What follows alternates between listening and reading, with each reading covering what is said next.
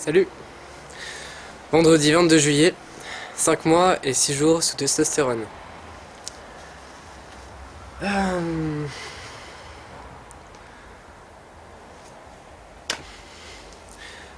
Time flies, comme on dit.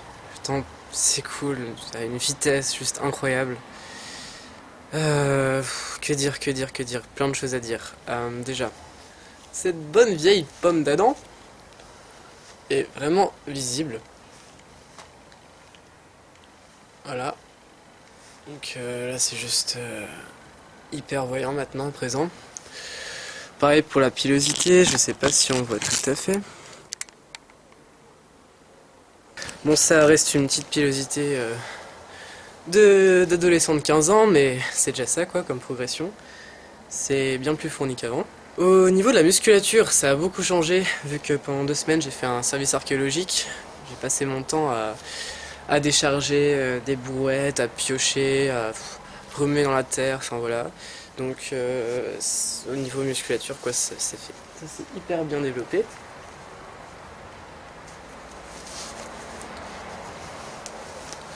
Pour dire, voilà, on voit clairement qu'au niveau des épaules, c'est pas la même chose. D'ailleurs, pendant ce service archéologique, ce qui est intéressant, c'est que j'ai rencontré un autre gars trans.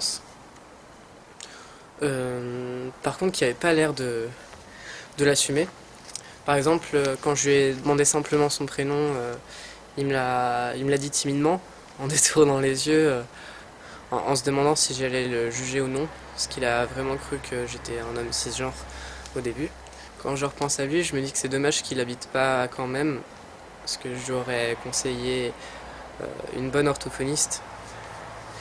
Le truc, c'est il a pas mué, pas vraiment, sinon, enfin, ou alors il a pas maîtrisé sa voix.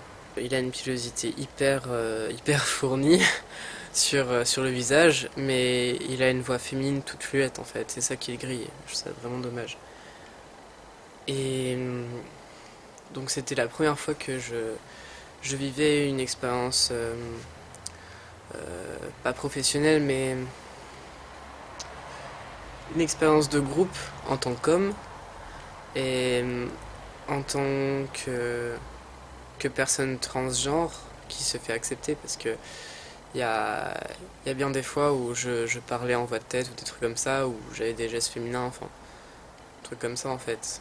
Euh, la moitié à peu près du groupe, c'est-à-dire plus d'une vingtaine de personnes, savaient que j'étais trans. L'autre moitié, non. Ils avaient jamais soupçonné, pardon. Et j'avais pas encore cette coiffure. La coiffure dans les vidéos précédentes, donc j'avais l'air encore plus féminin. D'ailleurs pour les cheveux je voulais les garder longs à la base, mais là il fait vraiment trop chaud, du coup là, vu que j'ai eu une occasion de me faire couper les cheveux gratuitement, bah, j'en ai profité. Voilà.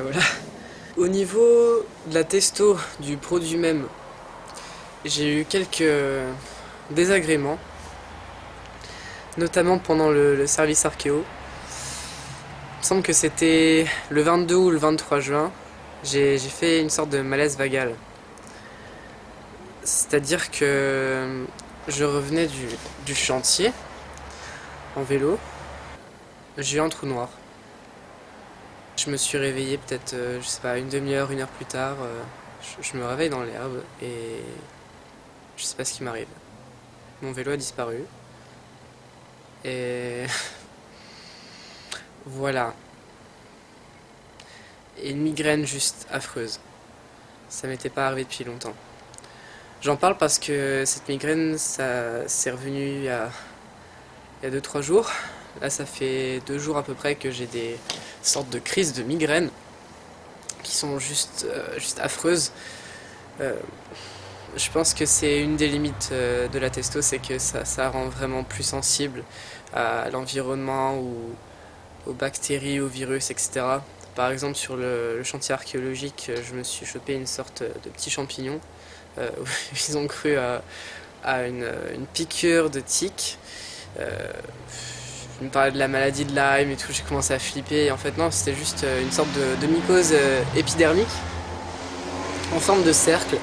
Et je les ai chopés parce que mon organisme, vu qu'il est en train de se renouveler, de se réadapter à cette nouvelle hormone, désolé pour le fond sonore, hein. Voilà quoi, je suis vachement plus vulnérable à tout élément épidémique ou bactériologique de l'environnement quoi. Je suis vachement plus sensible. Ça m'ennuie bien. Ce qui fait que je peux avoir des réactions allergiques plus puissantes, comme là, ce reste de psoriasis qui est encore là, des réactions allergiques, etc. Enfin, plus sensible aux piqûres de moustiques ou d'araignées aussi, j'ai remarqué ça. Pour revenir à ce malaise vagal, j'ai dû décaler encore une fois l'injection, donc qui devait se faire, c'était un mardi soir il me semble, à 19 h. Je suis toujours à une demi-dose d'androtardil toutes les 3 semaines.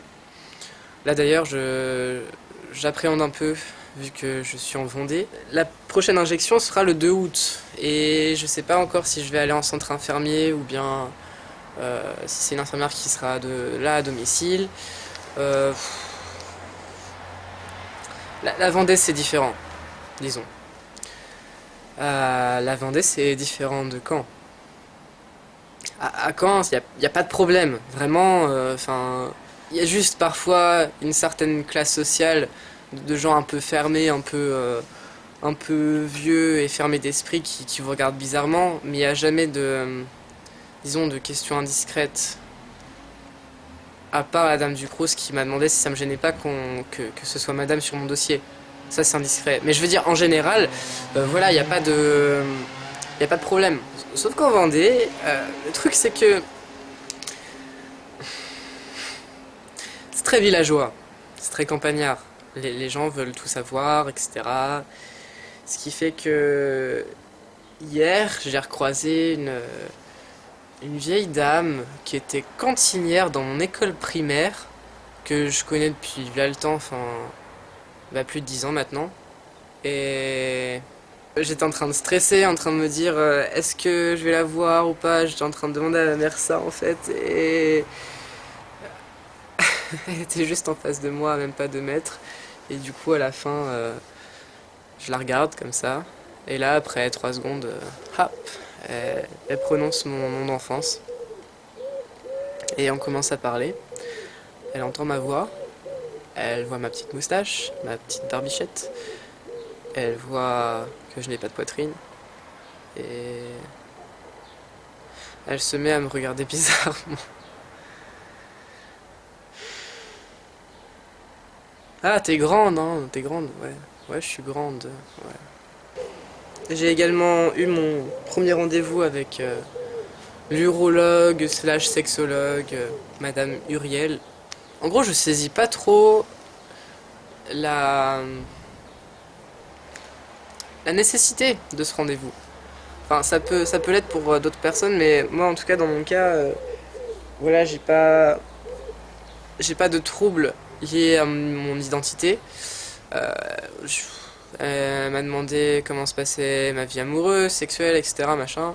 Cette dame-là, elle ressemble étrangement au psychiatre docteur Choquet. On dirait que c'est sa sœur, c'est assez troublant, ouais. Le rendez-vous dure 45 minutes et voilà, voilà. Au niveau de l'opération de la poitrine, j'y pense de plus en plus sérieusement. La première fois que j'ai vu le professeur pardon, Resnick, donc ce 16 février, il m'a dit dans 8 mois à peu près. J'ai fait ok d'accord, je pensais pas que ça allait aussi vite. Mais je me dis heureusement que ça va assez vite parce que là ça devient juste plus possible. Euh, Ça devient vraiment un handicap parce que ça crée une sorte de fossé, de déphasage avec le physique dans son ensemble en fait. C'est vraiment quelque chose en trop. Je pense revoir l'endocrinologue en septembre pour discuter de tout ça. Et je compte toujours pas passer en 2 entières parce que bah non, je suis très bien comme ça.